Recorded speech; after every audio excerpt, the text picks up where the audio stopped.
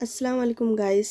तो आज सुबह होते ही मैं सबसे पहले लेकर बैठ गई अपना कपड़ा, क्योंकि मुझे कपड़े की सिलाई करनी है। मेरे जो पहले वाले कपड़े हैं वो सारे टाइट हो चुके हैं, उन्हें ढीला कर कर के मैं डेली पहन रही हूँ, लेकिन कहीं आने जाने के लिए मेरे पास कपड़ा नहीं था। इसलिए मैंने सोचा कि चलो एक दो सिल ही लेती हूँ। तो मैं सबसे पहले कपड़ा ही काटने लगी, क्योंकि बेटा मेरा सो रहा था।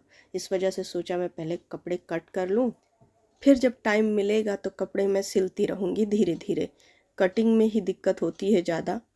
उसके बाद मेरे सामने आंगनबाड़ी थी और मुझे मेरे बच्चे को टीका लगवाना था 2.5 महीने वाला। तो मैं लेकर गई। आंगनबाड़ी सामने ही है तो कोई दिक्कत नहीं है, दूर रहती है तो फिर परेशानी होती है आने जाने में। यहाँ तो मेरे सामने ही है। मैं टीका लगवाने गई, मेरा बच्चा बहुत रो रहा था, उसको दवा भी पिलाई गई, उसके पैर में टीका लगा है।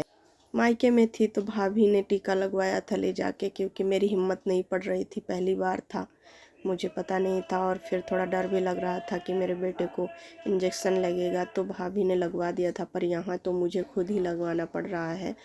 तो मैंने लगवाया। फिर उसके बाद जल्दी से आके, आज जुम्मा था तो मैं नहाई और नहा के मैंने सोचा बेटा मेरा सो गया है, फिर से टीका लगवाने के बाद तो चलो नमाज़ ही पढ़ लेती हूँ, आज जुम्मा है। तो जल्दी से मैं नमाज़ पढ़ने लगी।